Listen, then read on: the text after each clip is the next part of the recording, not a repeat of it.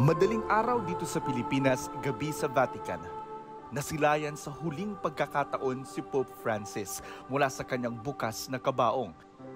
Di Sua Santità Papa Francesco, Pellegrino di Speranza. Sa harap ng Altar of the Confessio, kung saan dati siyang nagmimisa kaharap ang mga deboto, idinaos ang pagsasara ng kanyang kabaong.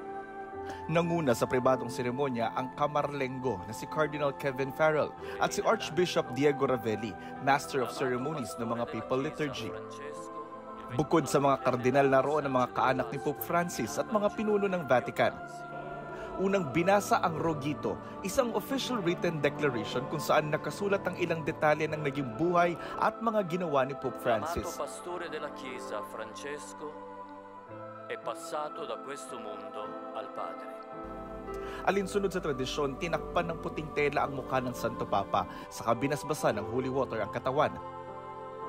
May mga tila pabaon din kay Pope Francis na inilagay sa loob ng kabaong, isang bag na may mga barya at medalya mula sa 12 taong pamumuno ni Pope Francis at selyadong metal cylinder na sisidlan ng Rogito. Matapos yan, sinelyuhan na ang kabaong. Ang unang patong na gawa sa metal, may tatak na krus, coat of arms o eskudo ng Santo Papa at plaque na tila lapida ng kanyang buhay at kamatayan at pagiging Santo Papa. Bago inilagay ang kahoy na takip, nagtapos ang seremonya sa pag-awit ng mga salmo at magdamagang prayer vigil. Para sa GMA Integrated News, Jonathan Andal, nakatutok, 24 oras.